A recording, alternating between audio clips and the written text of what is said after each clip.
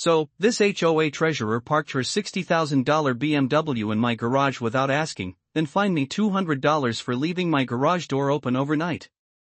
I drag myself home after a 12-hour electrical shift, work boots crunching on gravel, and there's her pearl white luxury SUV dead center where my tools belong. Smell of her fancy leather mixing with motor oil, car alarm shrieking. And when I ask her to move, she waves fake emergency parking rules and tells me to learn community cooperation. 6 weeks later, I owned her house and she was sobbing into my voicemail, begging me not to foreclose while the whole neighborhood watched. But before I reveal exactly how her illegal power grab destroyed her financially, tell me, have you been steamrolled by some petty authority figure just because they could? Drop your location below. I want to see how many of us are done being pushed around. My name is Jake Morrison, and 2 years ago I thought buying my first house in Willowbrook Estates was hitting the jackpot. I'm a 34-year-old electrician, single dad to 8-year-old Emma who stays with me every other weekend. 6 years of saving every overtime penny, eating ramen like fine dining, all for a modest 3-bedroom with the real prize, a 2-car garage I could turn into my workshop. That garage was my sanctuary. The smell of sawdust mixing with copper wire. My grandfather's weathered workbench with tools that actually built America in space to create Emma's treehouse without some neighbor measuring my property lines. Recently inherited a small sum from Grandpa, too. Finally had money for real home improvements instead of just dreaming about them. Willowbrook looked perfect. Middle-class homes built 2015 to 2018. Young families, retirees, $180 monthly HOA for basic upkeep. Simple rules, I figured. Keep your lawn neat, don't paint your house neon, work hard, and mind your own business. Then I met Brenda Whitfield and learned that simple was never part of her vocabulary. Brenda's 52, drives that $60,000 BMW like it's a weapon, lives in the corner McMansion with the circular driveway that screams superiority. She's HOA treasurer, which apparently translates to supreme dictator of suburban perfection. Her husband Brad works city planning, a fact she weaponizes in every conversation. Picture this, always perfectly coiffed, designer everything with a smile that could make Arctic ice feel warm by comparison. My first Brenda encounter happened 6 months after moving in. I was installing safety lighting for elderly Mrs. Chen when suddenly there's this shadow looming over my work. Sharp click of expensive heels on concrete.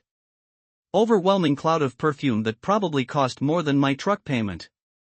Excuse me, clipboard clutched like divine scripture, but I don't see permits posted for this electrical work. I explained outdoor lighting doesn't need permits. Showed my state license. Her response? I'll need to verify that with my husband. We simply cannot have questionable contractors compromising our property values. The way she said questionable contractors, like my 12 years of licensed experience meant nothing because I drove a work truck instead of leasing German luxury. Over 18 months, she transformed suburban watchdogging into performance art. Dawn Patrol with her violation notebook documenting infractions like children's bikes on driveways or trash cans retrieved 11 minutes late. Mrs. Chen got cited for aesthetically inappropriate decorations, her late veteran husband's memorial wind chimes. Tom Rodriguez faced fines for parking his work truck in his own driveway because commercial vehicles degrade residential character. The sound of Brenda's heels clicking became our neighborhood early warning system. Emma, with that devastating 8-year-old honesty, once asked why the mean pretty lady always looks like she smelled something yucky. That Tuesday evening, I pulled into my driveway at 7:30 p.m. after installing emergency backup power for a medical clinic. One of those jobs where lives literally depend on your work being perfect. My steel-toed boots felt like concrete blocks. And all I wanted was to grab a beer and check on the treehouse project. Instead, I found Brenda Whitfield's pearl white BMW X5 parked dead center in my garage like she owned the place. Not partially blocking, dead center with maybe 6 inches clearance on each side. The smell of her car's leather interior mixed with my motor oil and sawdust. I stood there for a full 30 seconds. Wondering if I was having some kind of exhaustion-induced hallucination. I walked around to my front door where I found Brenda herself sitting in one of my patio chairs like she was hosting a neighborhood committee meeting. "Excuse me," I said, keeping my voice level, "but there's a car in my garage." She looked up with that practiced smile. Oh Jake, my driveway is being sealed tomorrow morning. Emergency situation, and the HOA emergency parking clause allows temporary use of available spaces during community maintenance. I pulled out my phone and scrolled through the HOA documents. Ma'am, I don't see any emergency parking clause in here. Well, she stood up, smoothing her skirt. I'm currently reviewing the bylaws for necessary updates. Consider this a pilot program for community cooperation during infrastructure improvements. Here's where most people would have lost their temper and done something stupid. But 12 years of electrical work teaches you patience. One wrong move and you're dead. So instead of exploding, I did something that clearly wasn't in Brenda's playbook. I pulled out my phone and started recording. So to be clear, I said calmly, you're admitting that this emergency parking clause doesn't actually exist yet, and you're using my private garage as a test case without my permission. Her face went from smug to panicked in about 2 seconds. You can't record me without consent. Actually, I can. We're on my property, and this is a one-party consent state. She tried to grab my phone, but I stepped back. Brad will hear about this. Good. I'd love to hear the city planning department's official position on fake HOA clauses. The next morning, I found an official HOA violation notice taped to my front door. Failure to maintain community standards. Garage left open overnight, creating visual blight. Fine, $75, escalating to $200 if not resolved within 48 hours. There was a handwritten note attached. Maybe next time you'll be more cooperative. I called my buddy Derek, college roommate turned real estate attorney. Jake, Derek laughed after I read it to him, she just handed you a gift. She's literally fining you for the violation she caused. That's evidence of harassment and abuse of HOA authority. So what's my next move? Research time. HOA formation documents are public record at the county office. Find out what authority they actually have versus what they claim to have. During my lunch break, I drove to the county courthouse. What I found made me smile for the first time since this started. Meanwhile, Brenda was busy. I came home to find she'd emailed the entire neighborhood. Urgent community notice, resident violation creating security concerns due to unsecured garage overnight. Board reviewing enhanced enforcement procedures. Emma called that evening, excited about her upcoming weekend visit. Daddy, is my treehouse going to be ready? We might have to work around some obstacles, sweetheart. Is the mean lady being mean again? Yeah baby, but Daddy's learning how to be mean back the right way. Friday morning hit me with a new level of audacity. Not only was her BMW still sitting in my garage like some luxury parasite, but she'd brought a friend, a sleek black Mercedes sedan, now sitting beside it, taking up every inch of space where my tools used to be.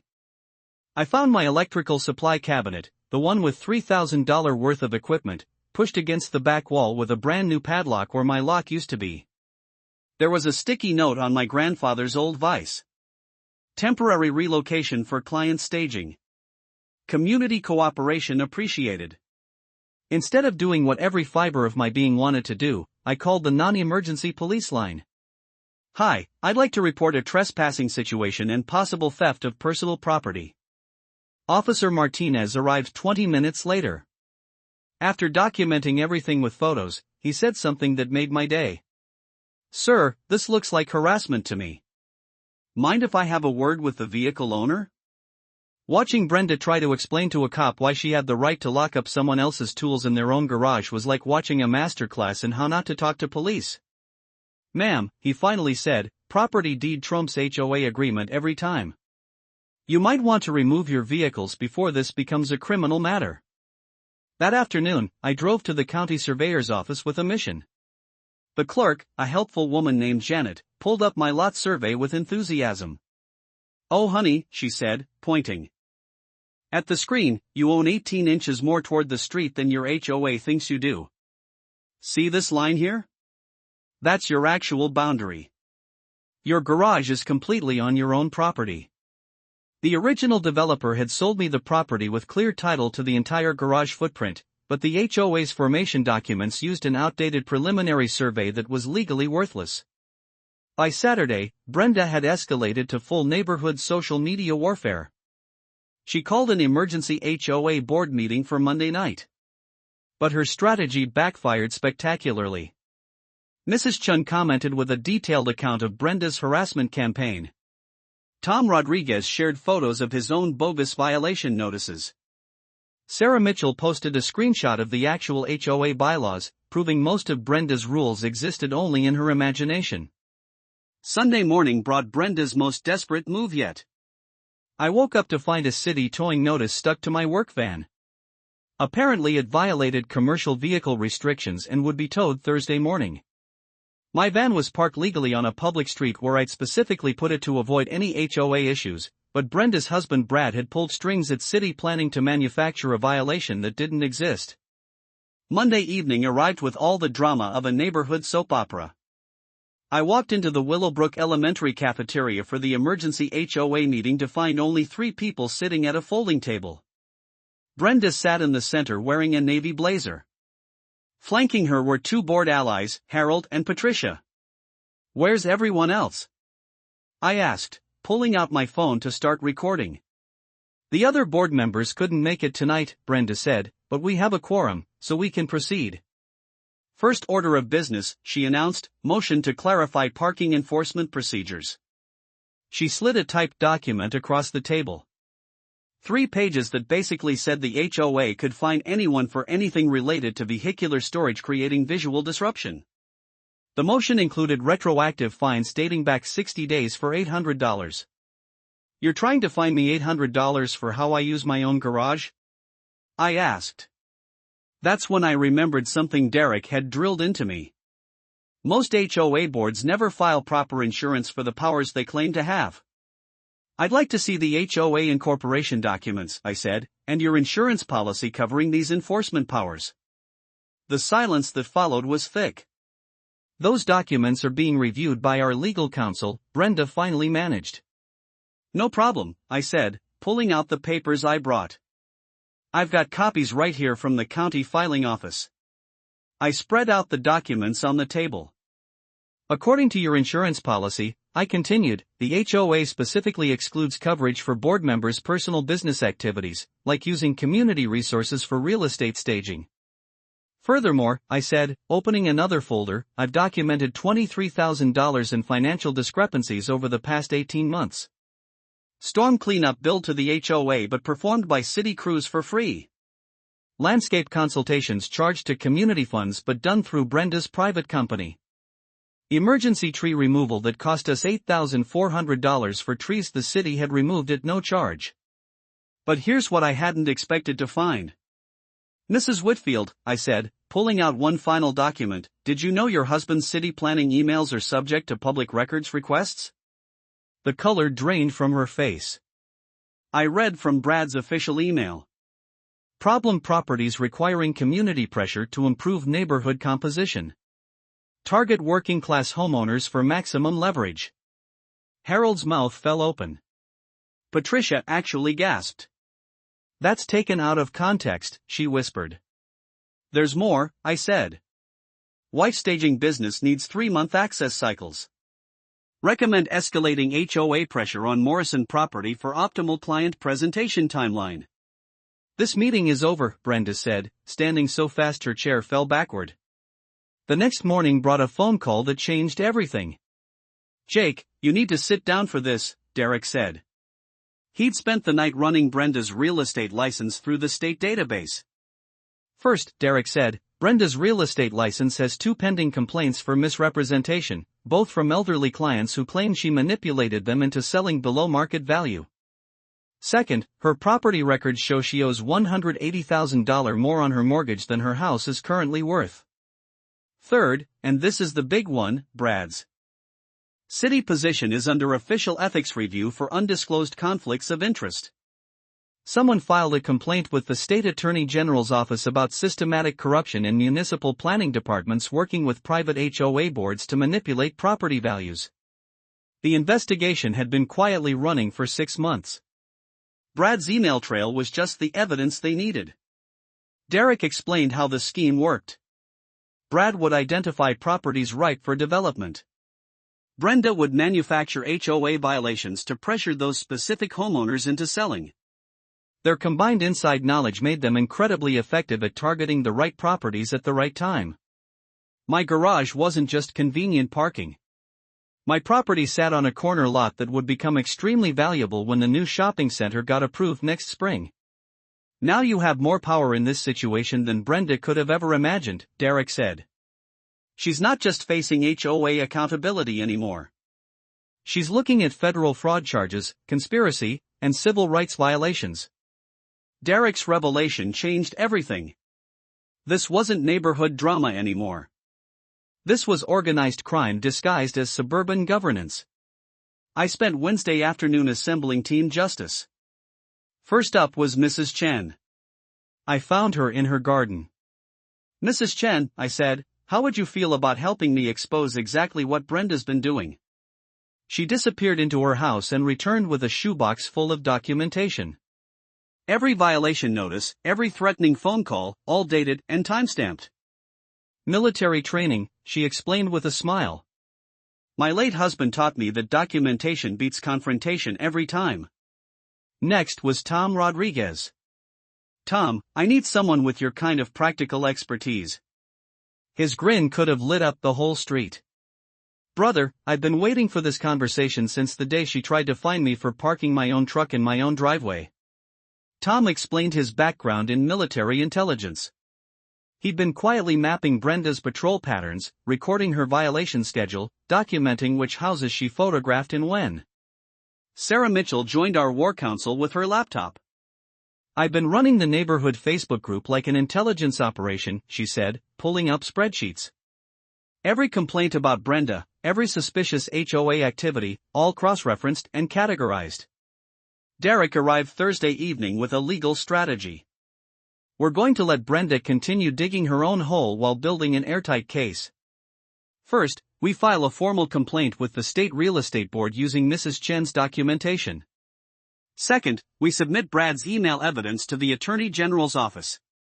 Third, we prepare a civil lawsuit under federal civil rights statutes. But the real masterstroke was Derek's final suggestion. We're going to use your vacation time. Think about it, Derek said. Narcissistic personalities like Brenda need constant control. What happens if you just disappear for a couple weeks? The plan was simple. I take my vacation time and go camping with Emma completely off the grid. Meanwhile, Tom would house sit and document every single thing Brenda did. Without you there to react to, Derek explained, she'll have to show her true colors to everyone else. Day 3 of our Yellowstone camping trip and my satellite communicator buzzed with a message from Tom. She's lost her mind. Call when you can get signal. Emma was building a dam out of river rocks. I hiked to higher ground to get cell coverage. Jake brother, this woman is unhinged, Tom answered. Day 1, she tried to get into your garage at 6 a.m. with a crowbar. Day 2, she called a locksmith, claimed it was an HOA emergency inspection. Locksmith took one look and left. Day 3, she brought City Electrical Inspector Frank Morrison, told him you had dangerous wiring. Frank took one look at her story and asked for the complaint filing number. When she couldn't provide one, he asked who reported the hazard.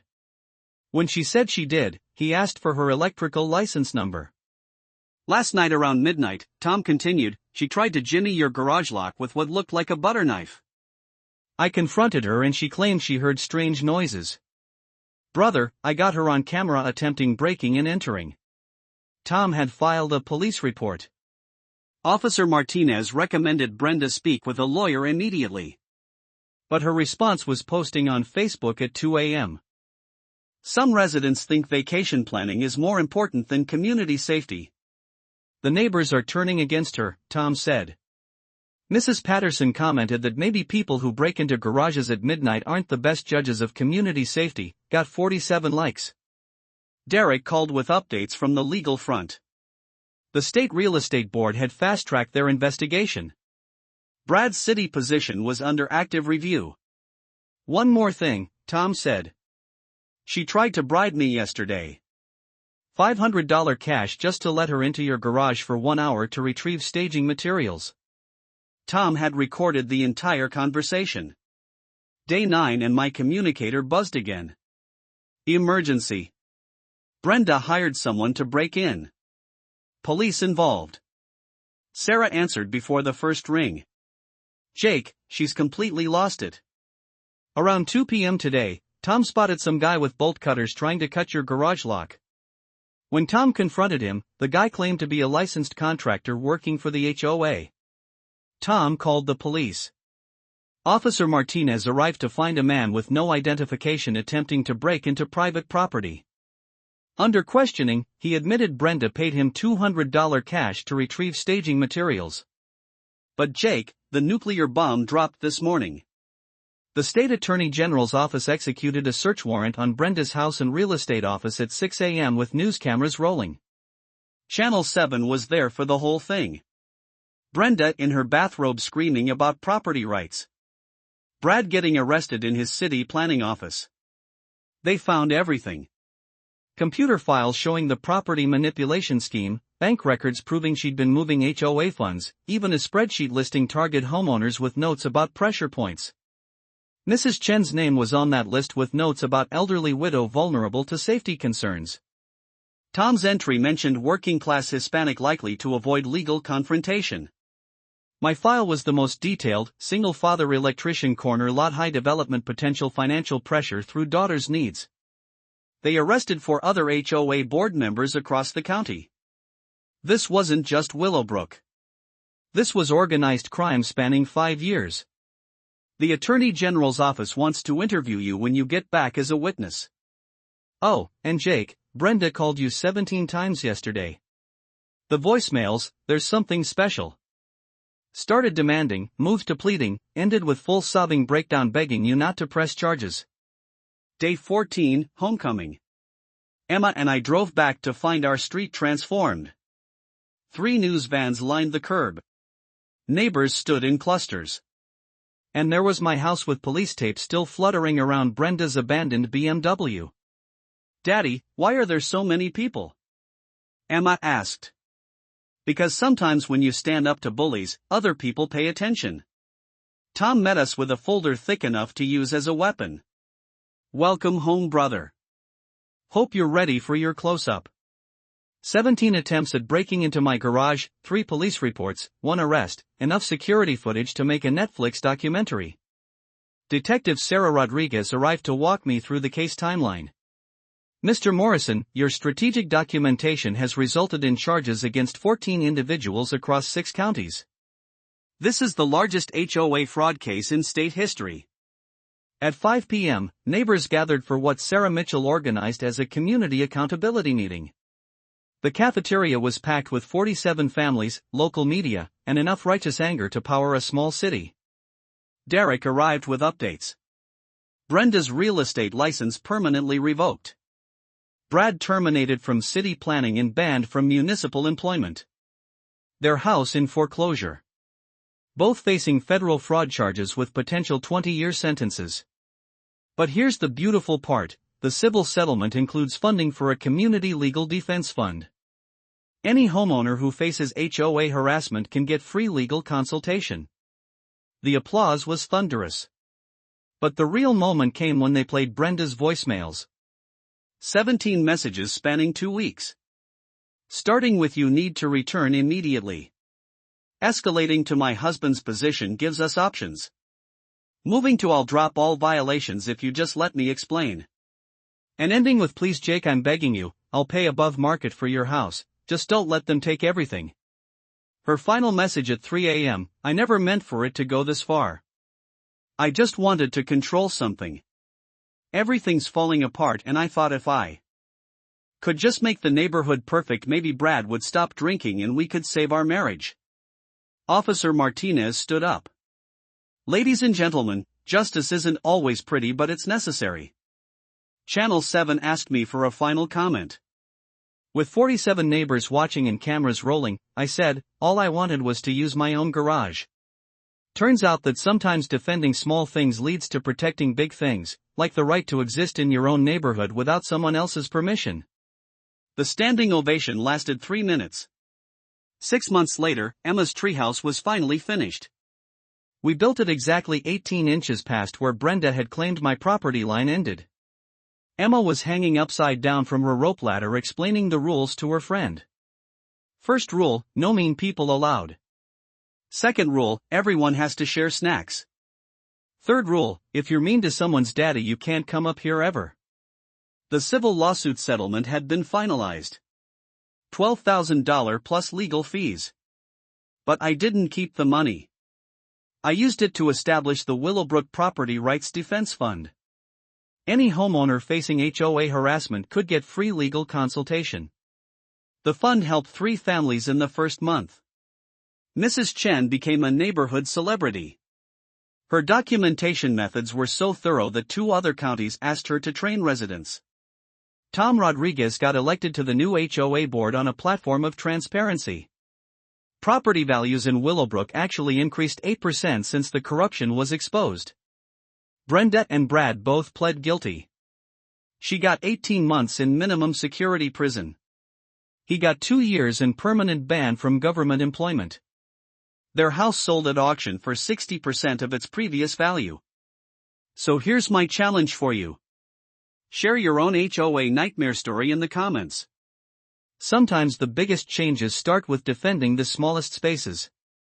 Subscribe and ring that bell because next week I'm telling you about the time a city inspector tried to condemn someone's house for having too many books, because bullies only win when good people stay quiet. And Emma's treehouse rules still apply, no mean people allowed.